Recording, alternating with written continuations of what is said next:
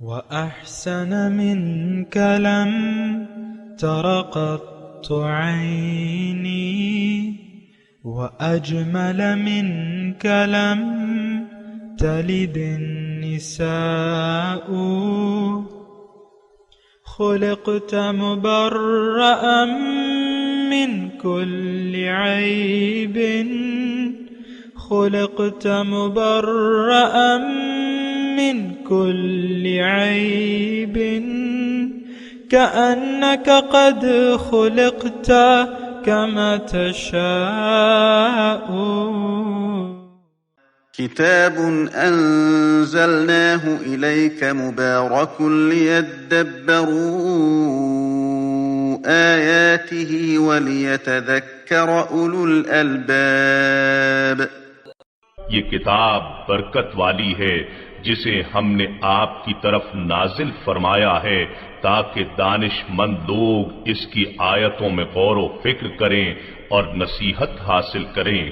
اللہم صلی علی سیدنا محمد وعلی آل سیدنا محمد بعدد کل ذرۃ مئۃ الف الف مرۃ۔ سامعین و ناظرین اکرام، السلام علیکم ورحمۃ اللہ وبرکاتہ۔ سامعین اکرام، سورہ اسرا آیت نمبر 1 حصہ اول، آج درس کا نمبر 1217۔ آج کا موضوع، کیا ہم نے اپنی معراج حاصل کر لی ہے؟ اس کے ساتھ آج کے سبق کا آغاز کرتے ہیں۔ سب سے پہلے گزشتہ سبق کا اعادہ ہوگا۔ اعوذ باللہ من الشیطان الرجیم۔ پناہ مانگتا ہوں میں اللہ کی شیطان مردود سے۔ بسم اللہ الرحمن الرحیم۔ شروع اللہ کے نام سے جو بڑا مہربان نہایت رحم والا ہے۔ انما جعل السبت على الذين اختلفوا فيه وان ربك ليحكم بينهم يوم القيامة فيما كانوا فيه يختلفون۔ ہفتے کا دن تو انہی لوگوں کے لیے مقرر کیا گیا تھا جنہوں نے اس میں اختلاف کیا، اور تمہارا پروردگار قیامت کے دن ان میں ان باتوں کا فیصلہ کر دے گا جن میں وہ اختلاف کرتے تھے۔ ادع الى سبیل ربک بالحکمت والموعظة الحسنة وجادلهم بالتي هي احسن ان ربک هو اعلم بمن ضل عن سبیلہ وهو اعلم بالمہتدین۔ اے پیغمبر صلی اللہ علیہ وآلہ وسلم، لوگوں کو دانش اور نیک نصیحت سے اپنے پروردگار کے رستے کی طرف بلاؤ، اور بہت ہی اچھے طریق سے ان سے مناظرہ کرو۔ جو اس کے رستے سے بھٹک گیا، تمہارا پروردگار اسے بھی خوب جانتا ہے، اور جو رستے پر چلنے والے ہیں ان سے بھی خوب واقف ہے۔ وَإِنْ عَاقَبْتُمْ فَعَاقِبُوا بِمِثْلِ مَا عُوقِبْتُمْ بِهِ وَلَئِنْ صَبَرْتُمْ لَهُوَ خَيْرٌ لِلصَّابِرِينَ۔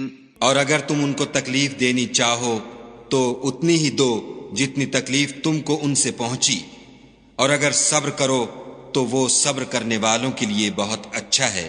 وَاصْبِرْ وَمَا صَبْرُكَ إِلَّا بِاللَّهِ وَلَا تَحْزَنْ عَلَيْهِمْ وَلَا تَكُ فِي ضَيْقٍ مِّمَّا يَمْكُرُونَ۔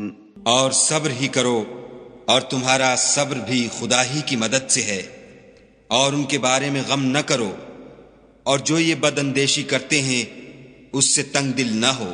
ان اللہ مع الذین اتقوا والذین هم محسنون۔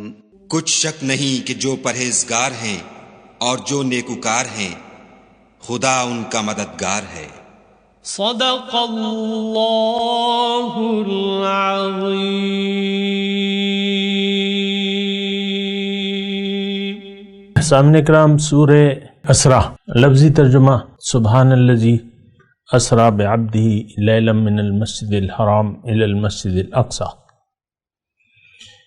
پاک ہے وہ ذات جس نے راتوں رات اپنے بندے کو سیر کرائی مسجد حرام سے مسجد اقصی تک، بارکنا حولہ، جس کے ارد گرد ہم نے برکت رکھی ہے، لنریہ من آیاتنا، تاکہ ہم اسے اپنی کچھ نشانیاں دکھائیں، انہ هو السمیع البصیر، بے شک وہ سننے والا بھی ہے اور دیکھنے والا ہے۔ سامعین اکرام، سورہ اسراء اس کا نزول 12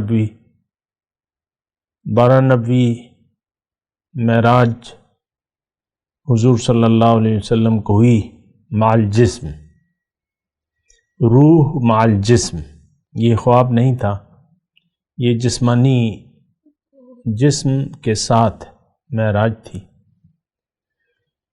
اور دیکھیں اس میں یہ معاملہ جو ہے یہ معراج کا، یہ ایمان کا، یعنی جو ایمان بالغیب رکھتے ہیں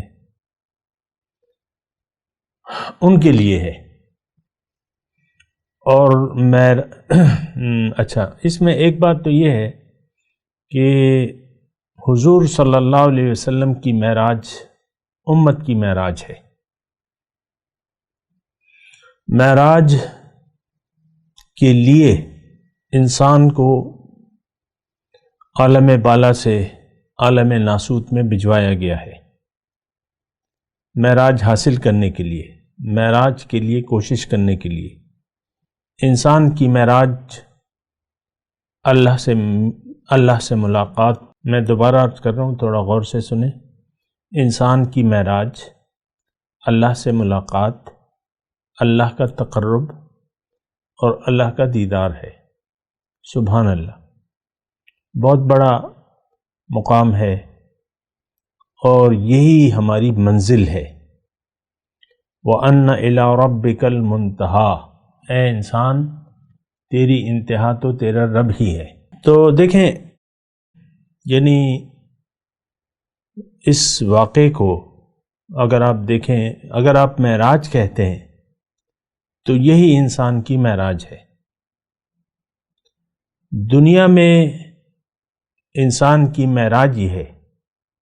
دیکھیں یہ تو پیغمبر کی معراج تھی، اللہ تعالی حضرت شاہ ولی اللہ دہلوی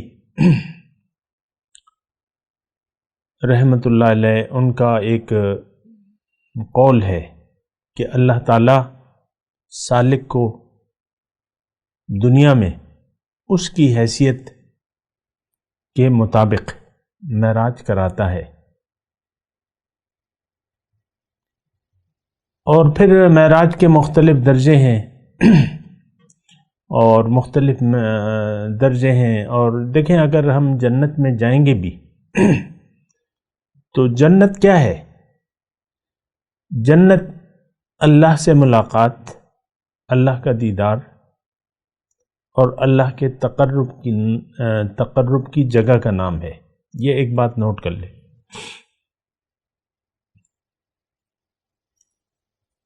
بڑی نعمت جو ہے، باقی نعمتیں بھی ہیں لیکن جو بڑی نعمت ہے وہ یہی ہے جو میں نے آپ کو بیان کی، اور یہی انسان کی منزل ہے۔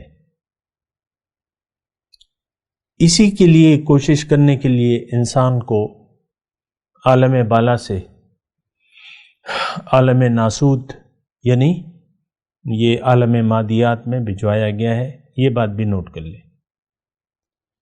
انسان کو دنیا میں آ کے اپنا رخ اللہ کی طرف پھیر لینا چاہیے اور برسر عام اس کو اعلان کرنا چاہیے کہ بھئی میری منزل تو اللہ ہے اور میں نے اپنا رخ پھیر لیا ہے اللہ تعالیٰ کی طرف، اور میں شرک میں نہیں، مشرکوں میں سے نہیں ہوں۔ انی وجہت وجہی للذی فطر السماوات والارض حنیفا وما انا من المسلمین۔ یہ برملہ اعلان ہے مومن کا، دنیا میں ہونا چاہیے۔ جس نے نہیں کیا، آج آپ ارادہ کر لیں اور اپنی منزل اللہ کو بنا لیں، زندگی اللہ کے لیے وقف کر دیں،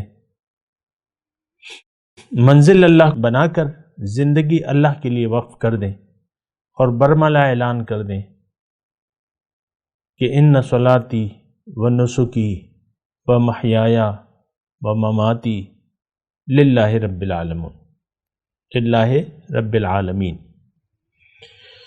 اللہ، تو دیکھیں قرآن میں جب ایک چیز کا تذکرہ آ جاتا ہے تو اس سے پھر سبق لینا چاہیے۔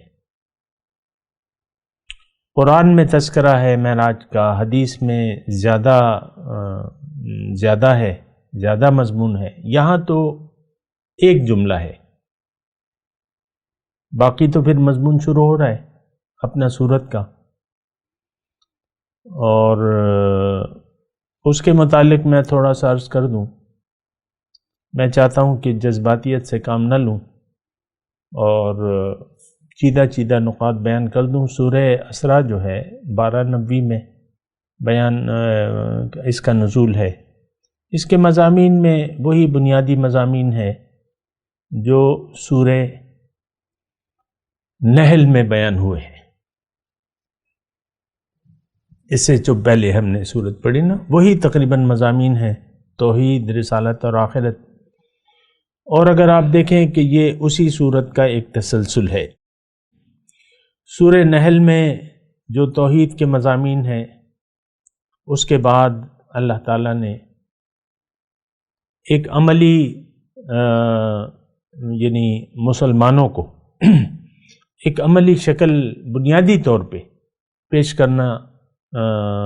پیش کی ہے، اور وہ آپ کو اگر یاد ہو، وَقَضَىٰ رَبُّكَ أَلَّا تَعْبُدُوا إِلَّا إِيَّاهُ إِنَّ اللَّهَ يَأْمُرُكُم بِالْعَدْلِ وَالْإِحْسَانِ وَإِيتَاءِ ذِي الْقُرْبَىٰ وَيَنْهَىٰ عَنِ الْفَحْشَاءِ وَالْمُنكَرِ وَالْبَغْيِ يَعِظُكُمْ لَعَلَّكُمْ تَذَكَّرُونَ۔ یہاں بھی اگر آپ دیکھیں تو آیت نمبر 22 میں وہی بات ہے، وَقَضَىٰ رَبُّكَ أَلَّا تَعْبُدُوا إِلَّا إِيَّاهُ وَبِالْوَالِدَيْنِ إِحْسَانًا إِمَّا يَبْلُغَنَّ عِندَكَ الْكِبَرَ أَحَدُهُمَا أَوْ كِلَاهُمَا الی آخرہ۔ یہ مضمون چلتا جا رہا ہے۔ تمام سورت تقریباً انہی مضامین پر مشتمل ہے، توحید کے بنیادی مضامین ہیں۔ تفصیلات تو یعنی جو زیادہ تفصیلات ہیں، دین کی زیادہ تفصیلات یعنی احکامات جس کو ہم کہتے ہیں، یہ بھی احکامات ہیں، لیکن یہ بنیادی ہیں کہ بھئی زندگی کیسے گزارو گے۔ ان اللہ یأمرکم بالعدل والاحسان وایتاء ذی القربى وینہی عن الفحشاء والمنکر والبغی یعظکم لعلکم تذکرون واوفوا بعہد اللہ اذا عاہدتم ولا تنقضوا الایمان بعد توقیدها وقد جعلتم اللہ علیکم علیہ وکیلا۔ اسی یعنی اس صورت میں بھی آپ دیکھیں، یہ جو مضمون میں نے آپ کے سامنے پڑھا، وَقَضَىٰ رَبُّكَ أَلَّا تَعْبُدُوا إِلَّا إِيَّاهُ، آیت نمبر 23 سے، آیت نمبر 23 سے، ویسے تو ساری صورت ہی اس مضامین میں شامل ہے، آیت نمبر 23 سے آیت نمبر 38 تک یہی مضامین ہیں، یعنی جو چیدہ بنیادی نقاط ہیں دین اسلام کے، وہ اللہ تعالیٰ نے بیان کیے ہیں، وہ ابھی آئیں گے انشاءاللہ، ہم اس کا مطالعہ کریں گے، لیکن ویسے ہی میں آپ کو یہ بتا رہا ہوں کہ یہ اس کے مضامین ہیں، یہی ربط ہے دونوں صورتوں میں۔ وہ بھی مکی تھی، یہ بھی مکی ہے، یہ 12 اور وہ بھی تقریباً کم و بیش یہی زمانہ سورہ نحل کا مضمون ہے۔ اچھا، اس میں جو مضمون ہے، پہلے تو میں تھوڑا سا یہ معراج کے واقعے پہ آپ کو عرض کروں، زیادہ تو ہماری سمجھ میں نہیں آ سکتا، احادیث میں موجود ہیں، تفاصیل موجود ہیں، لیکن اس میں ایک تو شق صدر کا واقعہ ہے کہ حضور صلی اللہ علیہ وسلم کو، یعنی حرم میں حضور صلی اللہ علیہ وسلم کا، یعنی جو حدیث میں تفصیل آتی ہے، وہ حضور صلی اللہ علیہ وسلم کا سینہ چاک کر کے اس کو دھویا گیا آب زمزم سے، حدیث کے مفہوم. یہ دیکھیں ایمانیات کا ہے سارا مسئلہ. عقل میں آپ اس میں عقل نہ دوڑائیے تو زیادہ بہتر ہے. ایمان ہے ہمارا کہ جو کچھ کہا جا رہا ہے وہ ٹھیک ہے. شق صدر ایک بچپن میں آتا ہے، حضور صلی اللہ علیہ وسلم کے بچپن میں جب دائی حلیمہ ان کو لے گئی تھیں، وہاں بھی یہ واقعہ پیش آیا تھا، ابھی پھر یہ واقعہ. تو اس میں اب یہ ہے نا کہ شق صدر، تو میری تو اتنی مجال نہیں ہے، لیکن بہرحال تزکیہ نفس کا ہمیں حکم ہے. شق صدر کیا تھا؟ وہ بھی نفس کو پاک کی، دل کو دھویا گیا تھا. دل کو دھویا گیا تھا. آپ بھی اپنا شق صدر کروا سکتے ہیں، دل کو کسی کی مدد سے دھو سکتے ہیں. قد افلح من تزکا، تزکیے کی بات ہے نا، صفائی کی بات ہے نا. شق صدر میں بھی صفائی ہوئی تھی. دیکھیں جو رسول کے مقامات ہیں، امت کو بھی وہ مقامات حاصل ہیں. درجات کا فرق ہے، مقام کا فرق ہے، وہ تو الگ اپنی جگہ ہے. اور ہم ان کے مقامات کا، حضور صلی اللہ علیہ وسلم کے مقامات کا ہم تصور بھی نہیں کر سکتے. بس خاک پاک کا بھی ہم تصور نہیں کر سکتے ان کی. لیکن حضور صلی اللہ علیہ وسلم آئے اس لیے ہیں کہ وہ ہمارے لیے ایک نمونہ ہے، ایک رول ماڈل ہے. ان کا جو ان کے جو یعنی جو مقامات ان کو حاصل ہوئے، تو ان کی برکت سے وہ ہم نے بھی حاصل کرنے ہیں. ظاہر ہے کہ مقامات کا تو فرق ہوگا وہ تو ہم نہیں پہنچ سکتے، لیکن وہ ہمارے لیے اسوہ حسنہ ہے ہر چیز میں. اگر ان کا شق صدر ہوا تو ہم بھی اپنا نفس کو دھو سکتے ہیں. اور اللہ تعالیٰ نے یہ فرمایا ہے کہ تم نے اگر اپنے دل کو نہ دھویا دنیاوی محبتوں سے اور اخلاق رذیلہ سے، اور اس کو یوں ہی چھوڑ دیا، وقد خاب من دسہا قد افلح من زکاہا وقد خاب من دسہا، تو تم پھر ناکام رہ جاؤ گے. تو تزکیہ، صفائی، یہ ہم نے کرنی ہے، اور کر نہیں سکتے پھر کروائیں گے. کروانے کا ذریعہ قرآن اور صاحب قرآن. یہ بات نوٹ کر لیں، صاحب قرآن زندہ. کیا کہا میں نے؟ زندہ.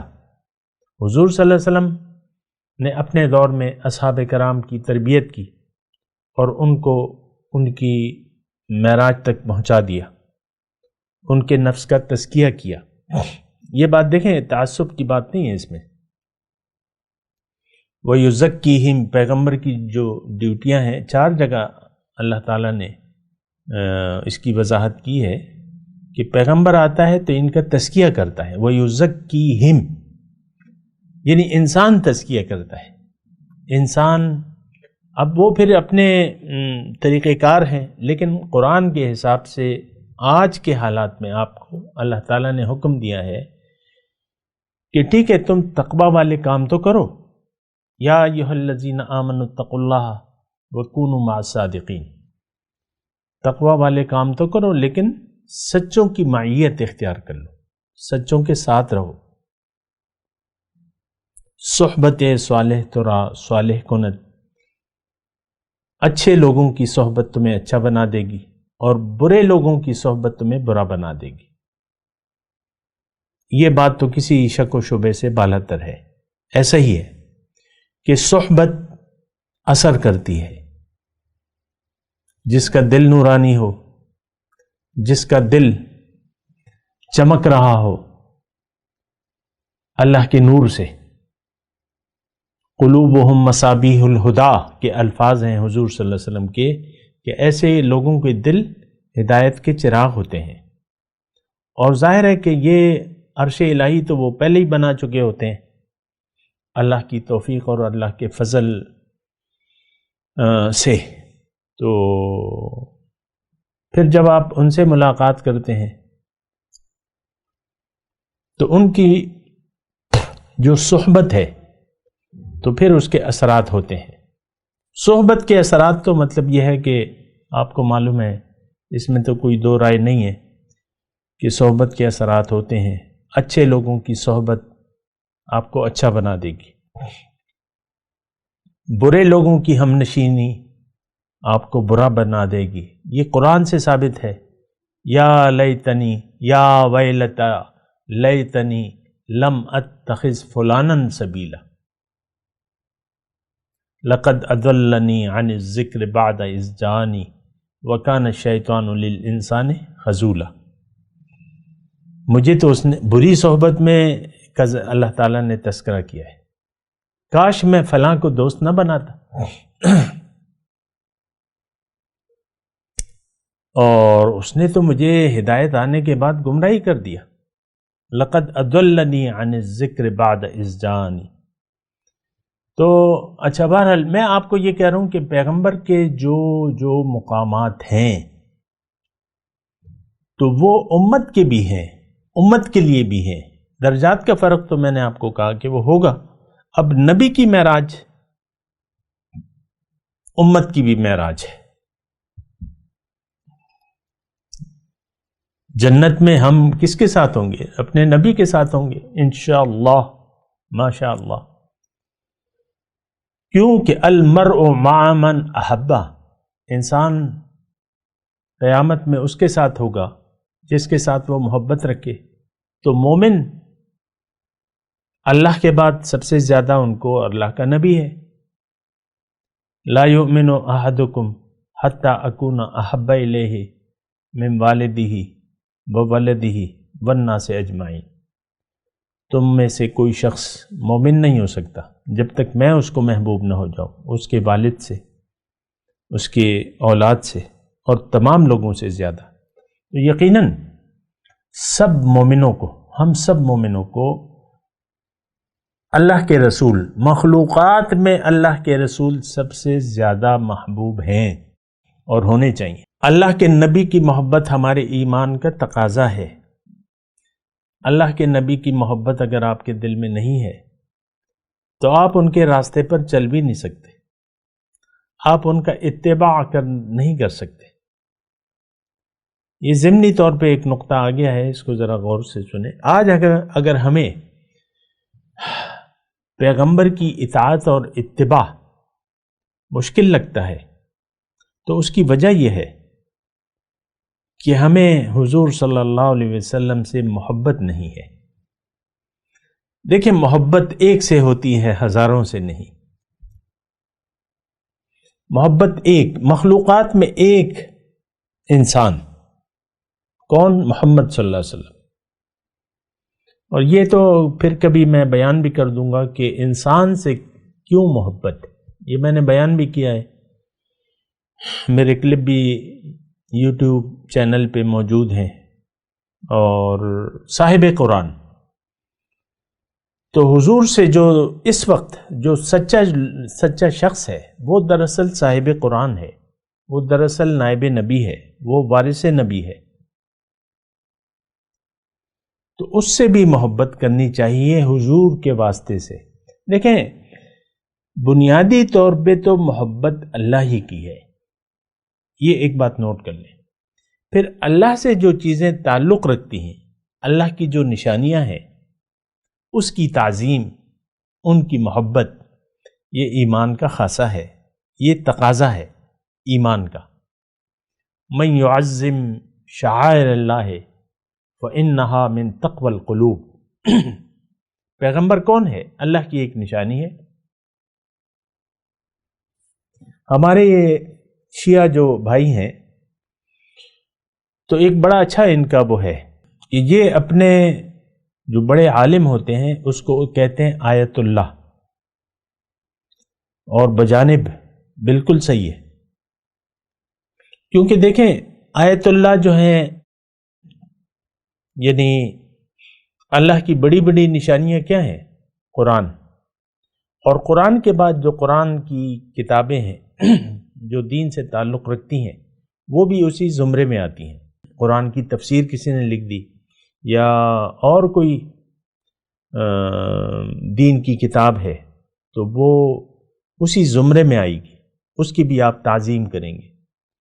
آیت اللہ میں آپ کو بتا رہا ہوں، قرآن ہے، رسول ہے، یہ آیت اللہ ہے، پھر رسول کی جو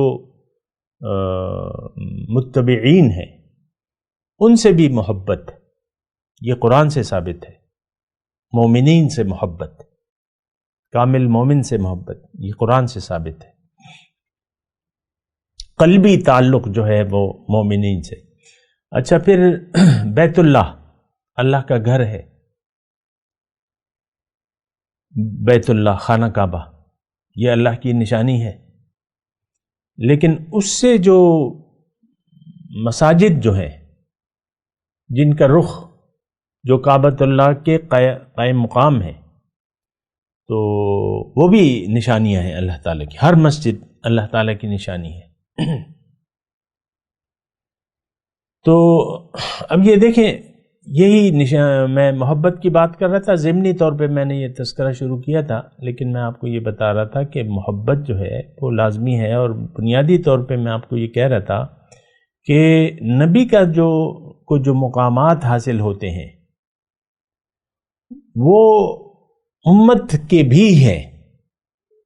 نبی کی معراج امت کی معراج ہے۔ ہمارے نبی اگر قیامت کے دن سب سے اعلیٰ مرتبے پر ہوں گے تو پھر ہم بھی ان کے ساتھ ہوں گے۔ امت محمدیہ، اس کا بھی بڑا مقام ہے۔ حضور صلی اللہ علیہ وسلم کا اگر مقام ہے بڑا، تو ہمارا بھی پھر دیگر امتوں کے مقابلے میں یہ امت جو ہے پھر زیادہ اللہ تعالیٰ نے اس کو یعنی تعظیم دی ہے، بڑا کیا ہے۔ تو میں آپ سے یہ کہہ رہا تھا، یہ معراج کا جو واقعہ ہے اس پر آپ غور کریں۔ پہلی بات تو میں نے آپ کو یہ کہی، اس میں بہت ساری سوالات ہوتے ہیں، اشکالات ہوتے ہیں۔ بعض ہم میں سے جو بعض اصحاب ایسے ہیں جو حضور صلی اللہ علیہ وسلم کے جسمانی معراج کے قائل نہیں ہیں۔ اختلافات ہیں، میں اس اختلافات کی تفصیل میں نہیں جاؤں گا۔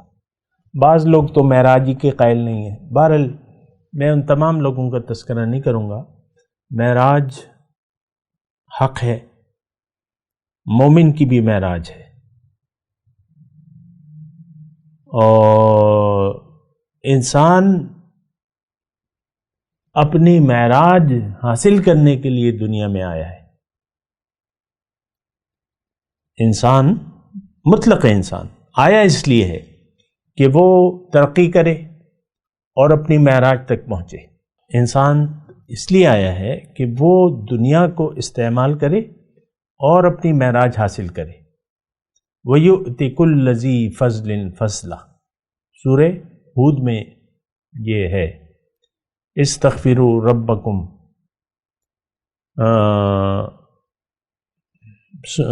استغفروا ربکم ثم توبوا الیہ۔ آخری بات کر رہا ہوں، اس کے بعد ٹائم کا بھی مسئلہ ہے۔ سورہ ہود میں استغفروا ربکم ثم توبوا الیہ یمتعکم متاعا حسنا الی اجل مسمى ویؤت کل ذی فضل فضلہ۔ استغفار کرو، اس کی طرف رجوع، توبہ کرو، نادم ہو جاؤ غلط مقاصد زندگی سے، پھر اس کی طرف رجوع کر لو، تائب ہو جاؤ، رخ اس طرف کر لو، اللہ کو منزل بنا لو اور اللہ کے راستے پر چلو۔ تو پھر ہوگا کیا؟ اللہ تعالیٰ فرما رہا ہے یمتعکم متاعا حسنا الی اجل مسمى، دنیا میں ایک اچھی زندگی میں تمہیں دوں گا، اور ہر صاحب فضیلت کو اس کی معراج تک میں پہنچاؤں گا۔ تو ابھی بات چیت جاری ہے، انشاءاللہ اگلے نشست میں بات کریں گے اللہ تعالیٰ کی توفیق اور اس کے فضل سے۔ ابھی میں تلاوت کرتا ہوں، میرے ساتھ دہرائیے۔ اعوذ باللہ من الشیطان الرجیم، بسم اللہ الرحمن الرحیم، سبحان الذي أسرى بعبده ليلا من المسجد الحرام إلى المسجد الأقصى الذي باركنا حوله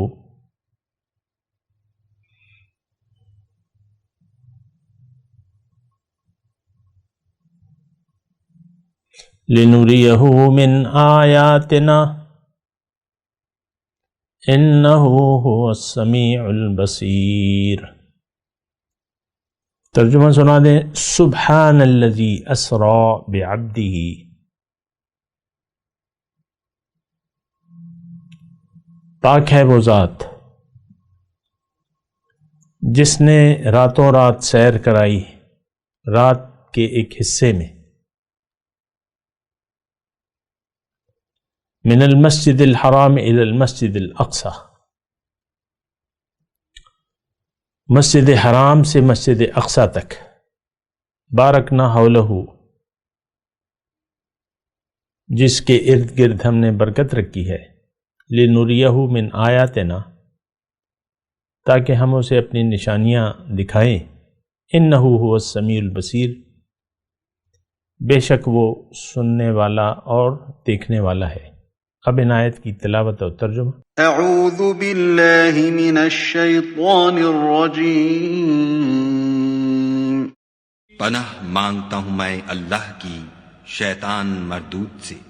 بسم اللہ الرحمن الرحیم، شروع اللہ کے نام سے جو بڑا مہربان نہایت رحم والا ہے۔ سبحان الذی اسری بعبدہ لیلا من المسجد الحرام الى المسجد الاقصى الذی بارکنا حولہ لنریہ من آیاتنا انہ هو السمیع البصیر۔